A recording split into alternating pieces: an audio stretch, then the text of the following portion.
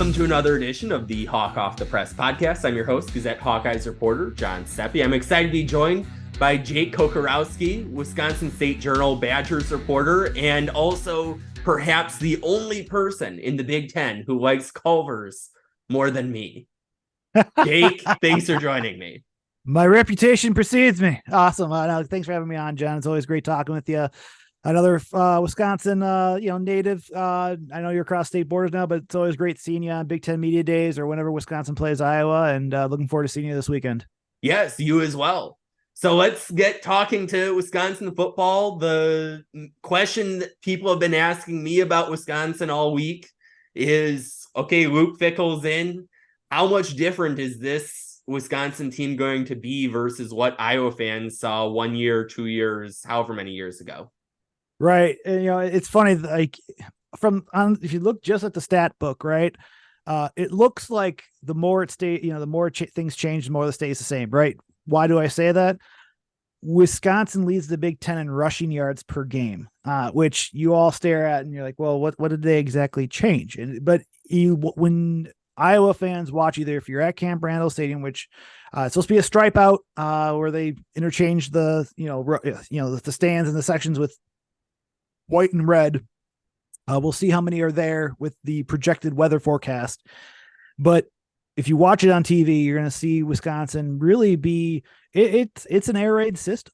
It is there is a change in philosophy, and that's Luke Fickell bringing in Phil Longo from North Carolina, who obviously, Sam Howell, Drake May are two quarterbacks for the Tar Heels that thrived underneath Longo's system at North Carolina. And but he hasn't escaped the power running game either. And he never escaped really the running game at North Carolina too, where they had, I think, 1 year with 2,000 yard receivers, if I'm not mistaken. So Phil Longo, and he said it even before, when he first was introduced to Wisconsin reporters, was saying like, I take the personnel around and, it's like every good basically is saying he takes what players are around them and he works with it. And there's a resume with that back at Sam Houston State, among other places too. So you will see a lot of 3 wide receiver sets. Wisconsin's primary, not primary, but it's 11 personnel is the 1 tight end, 1 running back, 3 wide receivers. And Wisconsin used that a lot in third downs, 2-minute offense,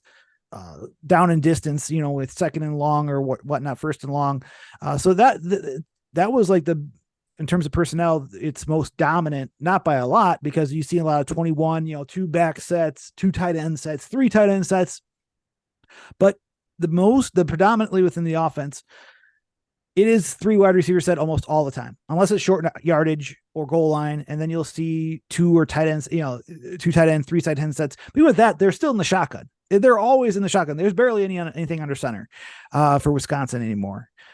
Defensively, you look at just what they're trying to do. And Mike Tressel said at the beginning of the year, when he was first introduced to reporters, that he was going to try to mesh the elite.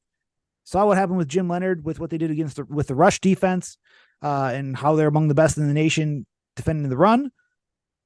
Iowa saw that firsthand last year and in years past, but also what they've done against the pass at Cincinnati.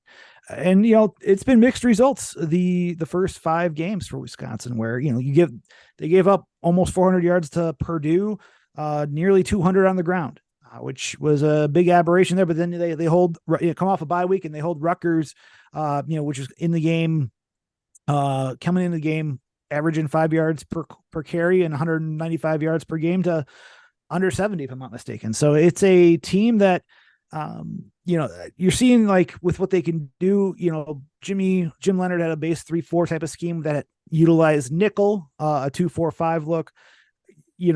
Wisconsin out of the bye week used 2-4-5, 2 defensive linemen, 4 linebackers, 5 defensive backs, a lot against Rutgers. And it'll be interesting to see how they look, but I think in my eyes, that nickel package may be the best that they have. But we also know, Iowa likes its tight ends. We'll see. And the running game is going to be huge for Iowa this weekend, especially with possible conditions that it may be. So will they go more base for 3-4? So maybe defensively, you may not see a lot of changes in terms of just personnel looks. But yeah, it will be, I think Iowa fans will see, especially if offensively, a little bit of changes here and there, in terms of just the look of it. And we'll just see if Wisconsin can run like they have, this year against Iowa, which again, it's going to be a battle of who wins up front. And I think the interesting thing, you are alluding to weather. If anybody hasn't heard, it's not right now, at least as we record, forecasted to be a pleasant day, rain, wind, etc. All the fun things of football. So it's kind of funny that the first game of Iowa-Wisconsin, where Wisconsin is this new air raid team, you're getting kind of traditional grinded out football weather. Really is. I'm looking at weather.com right now. We're recording on a Wednesday. They're forecasting the high to be 52, which is going to be a 3 p.m. kickoff on Fox, right? But, high of 52, and they're saying winds are going to be north to northeast at 15 to 25 miles per hour. Rain chances about 70%, and higher wind gusts are possible. That's almost nearly verbatim from weather.com, man. So will you see what Wisconsin's offense, the potential could be in these type of conditions, potential conditions? Probably not. Wisconsin with its offense and its air raid, a lot of things, the short passing game can act as pseudo runs where they act like it. Maybe you'll probably see that depending upon how wet it is and if there are actual torrential downpours or if it's just light sprinkling. But those act as pseudo runs, and if it's slippery, people make tackles that could break for a deeper pass. The yards after catch are huge within Phil Longo's offense, and we'll see just how good Iowa's tackling is when it comes to the conditions there. Likewise with Wisconsin, for that matter. But yeah, I mean, it shapes up to be one of those games that turnovers turnovers are going to be key in playing clean. The pre-snap penalties will have to be for both sides. Next to nothing for them to pull out, especially Wisconsin, they probably should be undefeated if not for 3 turnovers at Washington State. And against a rival like Iowa, we've all, you and I have both seen this rivalry over the years, and those play huge, and obviously special teams does as well. So it's going to be quite the game, I think, on Saturday. And looking kind of position by position here, first of all, quarterback, Tanner Mordecai, what should Iowa fans expect to see from him? How would you kind of basically describe Tanner for dummies, kind of? Right. Tanner, honestly, I will say, I'm just looking at the stats right now. The stats don't do him justice. 3 touchdown passes, 3 interceptions in 5 games. I was like, what's going on? He's averaging about 204 yards per contest through the air. He's completed about 64% of his passes. He has commanded the offense extremely well. Kind of a rough couple outings at the beginning of the year, in terms of turnovers, but two of the Wisconsin fumbles against Wazoo, they were strip sacks because it got hit from the blind side really quickly by an all Pac-12 defender in Ron Stone Jr. So that wasn't his fault for not feeling the heat a couple seconds right after getting the snap. I will say, just what you can do expect from him. Accurate passer, which is what you need within Phil Longo's air raid scheme, can make every throw you want in this system that a good Power 5 quarterback should make. But he's also deceptively, I joked, I think I joked with him after the Purdue game, like dual threat quarterback. And he goes, because he had a couple touchdowns against Purdue there. He has the ability, he has the wheels to take off. And that's something that you really didn't see out of Graham Mertz years past. Chase Wolf had that ability as a backup for Wisconsin. Jack Cohn back in 2019 had that nice read option basically for a touchdown in the Big Ten championship game against Ohio State. He had some deceptive wheels. Mordecai is more athletic than all of them. And he's able to make plays, and read well, and he's intelligent, and he's playing instinctively within the offense. He also does a great job. Wisconsin snaps haven't been great this year.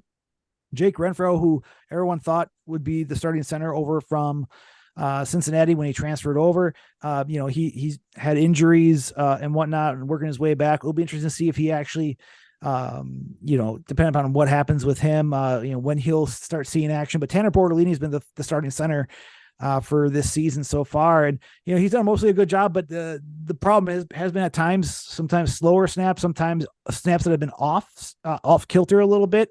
And especially in a game like this, that could be a deciding factor in terms of a big play or, a negative play. But he's done a great job handling those snaps and being athletic enough to make the quick reactions and still break off a successful play. So I think the numbers don't do him justice for what he's meant to this offense. And you can see how he commands it.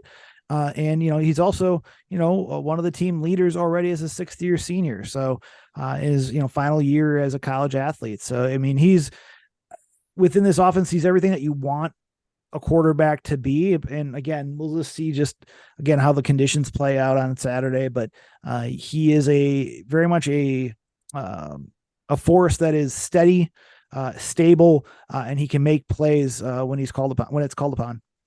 And then you're mentioning the offensive line with the center kind of overall. I think everyone knows in terms of from running back what Braylon Allen can do at this point. They probably know a little too well from 2021 what he can do. How's the blocking ahead of Braylon?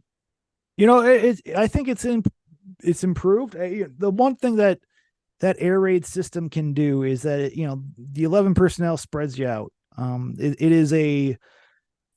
You have 3 wide receiver sets consistently, the spacing out. They no longer have to deal with having 6 blockers on 8 or 9 players. Sometimes that'll happen, but the majority of the time, they're able to open up more holes. You've seen that happen with not just Braylon Allen, but now the injured Ches Malusi, even Jackson Aker, who's, basically the third running back before Malusi's injury. He stepped up against Rutgers last week for 65 rushing yards. He, combine that with like the power running of Allen and Aker right now, they bowled over a good Rutgers defense that was allowing under 100 yards rushing per contest and whatnot. So the blocking's been there, and the one thing that I looked at, especially after the bye week, was cleaning up some of the pre-snap penalties because the offensive line had, especially against Purdue. I'm keying in on Purdue in particular, but the pre-snap penalties are just offensive line penalties. They had a lot of them. They had 11 penalties overall. I think 5 of them were on the offensive line, if I'm not mistaken, against Purdue before the bye week.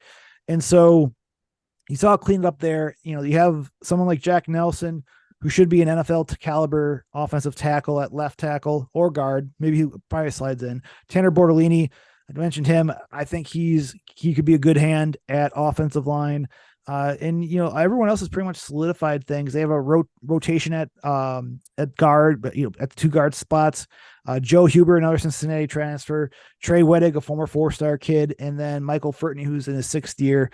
They all, the 3, Wedig, I think, bounces back between left guard and right guard, but Huber and Furtney start at left and right guard respectively. So, and then, kind of one guy that's been just a real steady anchor on that right tackle spot's Riley Malman, and who is a former 4-star kid out of Minnesota. And, like I said, they can get things done in the run game now, especially now that they're not outnumbered compared to last year or years past, where very much Wisconsin was relying on the run. They still want to run the ball, and they know what the personnel they have, but that the air raid has helped them space things out that they can create more openings.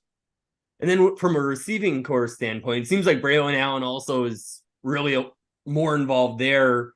What kind of are the matchups that maybe Wisconsin may have an advantage or disadvantage in? With Wisconsin, I mean, obviously everyone knows Cooper DeJean, and that's he's the name to know. He just wiped the floor with Wisconsin last year, both cornerback, was it pick 6? And then on top of that, the special teams play with a punt return to set up the Iowa's 3rd touchdown late in the 3rd quarter. With Wisconsin, this is the receivers there. They brought in 4 transfers. Will Pauling, who's one of the slot receivers, and Phil Longo, as a coordinator, he professed his love for slot receivers during media day right before training camp started. And so Will Pauling and Skylar Bell are the 2 slot receivers that people should watch for. Steady hands for the most part. Pauling, I would say, Skylar Bell's had 2 opportunities for some deep receptions that he's dropped. Not to pick on Skylar, because I know Skylar Bell is also a Iowa target back in the class of 2021. But Skylar's still really good hand in the slot. The outside receivers, Chimere Dike, one of the team leaders, really outside. And then they brought in CJ Williams, a former 4-star kid out of Southern California, and Bryson Green, who is a deep threat. We'll see just how deep they can throw it on Saturday, but with the conditions. But Bryson Green's one of those guys that he can make those contested 50-50 balls. And so if there are opportunities to throw in between the wind and the rain, those are some of the names to find out. And, one thing that we've talked about, and one thing that my colleague Colton Bartholomew is writing about for this week, is just a lack of deep balls. There's a lot, but we're trying to figure out, is it just what the defense is giving, other defenses are giving, or is it on the flip side, just the execution? And I think the answer right now is probably somewhere in the middle of everything. And then defensively, obviously never easy to lose somebody like Nick Herbig. What kind of has been, since that Washington State game where they gave up, I can't remember off the top of my head how many points it was, but it seemed to be a bigger number there.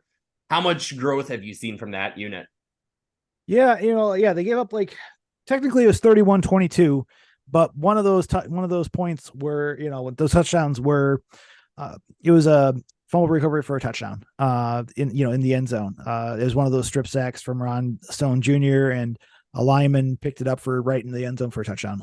So that number's kind of skewed, but you see the two big names that Wisconsin needed to replace were Herbig, but there's also Keanu Benton, the nose tackle, who really good, all Big Ten performer. Both guys now are on the Steelers for what it's worth. And I know Benton's making a name for himself on the interior of the line of the Steelers defense, despite the Steelers having a terrible offense this season. For those, if there's any type of Venn diagram of Iowa and Steeler fans, besides the colors of each team, but this is you're looking at with a couple of guys have stepped up in that regard. Really, on the defensive line, James Thompson Jr. This is a kid, redshirt junior, 4th year, one of the strongest players on the team, but has 4.5 tackles for loss, 3 sacks, among the Big Ten leaders in sacks. Like, not doesn't lead it, but I think he's maybe 2nd or 3rd around there in that regard. He's just a big physical presence, can move people can be very fast in that regard. You're not going to see out of this group, and I'm checking on the stats there. You're not really going to see a lot of outside linebacker. The outside linebacker group doesn't have a Herbig right now, right? And Herbig had, double-digit sacks last year, first-team All-Big Ten performer. Yeah, CJ Getz has made an impact. He's a 6th-year player who came back, 2.5 sacks. Darrell Peterson had a couple of sacks earlier this year. Those are the starters. Those are the guys to watch there. But I think, you'll see guys, like a Jake Chaney, who's an inside linebacker, has stepped up, and it's a different position group than the outside linebackers, but he's a bulldozer when he can get, Iowa's running backs, if they get into 3rd and long situations or 3rd or moderate and they need to pass the ball, Chaney is a bulldozer that can really affect the game in the interior and make quarterbacks' lives miserable, because his pass rush, his blitz, his downhill speed is just incredible. So those are some of the guys that you should watch there. But I think the other guy to watch around the field is just Hunter Wohler. He's listed as a safety, but sometimes Wisconsin goes to what they call their dollar package, and essentially it's a dime package, so 6 defensive backs. But he acts as a hybrid safety linebacker, and what he does within that is really just, he floats around the line of scrimmage. I had a story where I joked about it, where I said he's like Roy Kent chant from Ted Lasso. He's here, he's there, he's every expletive deleted where. And that's where he can, and you'll see that he's one of the Big Ten leaders in tackles. He's got a couple interceptions to his name. He hasn't really he can get in the backfield and make sacks. He hasn't necessarily been asked to do that yet. But that's only within that package, but he's going to be someone to watch too, especially in the run game and trying to stop someone like a Caleb Johnson, and just how he affects the line of scrimmage there. And then still a few days until game day, but do you have your score prediction yet? I know, I haven't even checked what the over under is right now for points. I was listening to another podcast. I think I listened to Split Zone Duo. some old SB Nation guys. Obviously, I used to write for one of the SB Nation sites, but someone just said, bet the mortgage on the under. I'm going to bet, yeah, I would do that. And again, nothing against both teams, but it's going to be sloppy conditions. Whoever is the cleanest will win. I do think Wisconsin will win. I think it's going to be within 10 points, a 10 point, possibly a touchdown game, between 4 points to touch. I'll say 17-10 Wisconsin. And again, if a team gets more than 20, the first to 17 probably wins in this game because of the conditions. But just watch as I say that now, as they probably go off for a 45-42 type of contest with, everyone's missing tackles and somehow special teams racks up 3 touchdowns each. I don't know. Yeah, I think same thing. 1st to 17, it's hard to imagine both teams getting up to 17 points in this kind of game. Right now, this is probably sacrilege in the state of Iowa, and I should be getting a protective detail maybe in Iowa City, but I'm going to say Wisconsin 13, Wisconsin 16, Iowa 13. I think this is a tough matchup for Iowa. The dysfunctional offense that we've seen the last 2 weeks, where they go an entire game without completing a pass to a wide receiver, that's eventually going to catch up to them. I think the spread when I was looking earlier today is 10. I don't picture it being that much of a lopsided game. No. The only difference I see with that happening would be if their turnovers, because Wisconsin has made some plays last week. In particular, you saw someone, Ricardo Hallman have that 95-yard pick six, which really was the play of the game. That could have been 10-3, 10-7 Rutgers going into the half, and they get the ball back, and he makes a great read, breaks on the ball, and then takes it 17-0 at the half, and that's all they wrote. Wisconsin has had, I'm just taking a look at stats, 8 interceptions right now, and see how many fumble recoveries. A couple, looks like. So, they've forced some turnovers. You want a little bit more out of them. And, the run game is going to be key. And if they can stop Caleb Johnson, if they're forcing the 3rd and long situations, can they put enough pressure on Deacon Hill, who obviously that's going to be a major storyline? And Colton Bartholomew, talked to him separately. I know you all had a chance to talk with Deacon earlier this week too, but, homecoming for him, just how will they be able to make his homecoming, his return to Madison unpleasant, besides whatever's happening with the weather?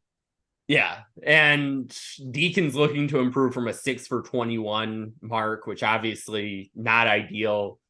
And granted, not against a superb Purdue secondary either.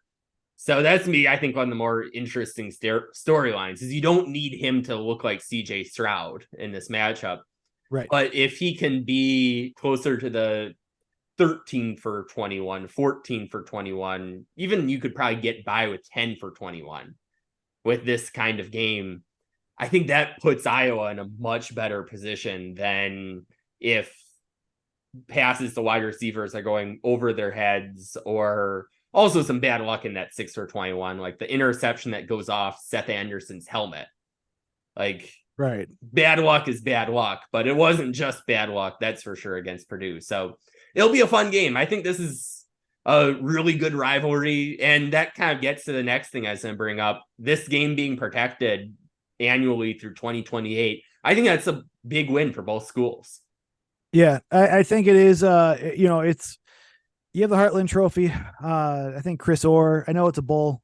He used to refer to it as the Pig Bowl, I think, back in the day. Not back in the day. He's only been gone for a couple of years, but it's a rivalry that there's Luke Fickell talked about it in his press conference on Monday. He's a traditionalist. He thinks that rivalries are important.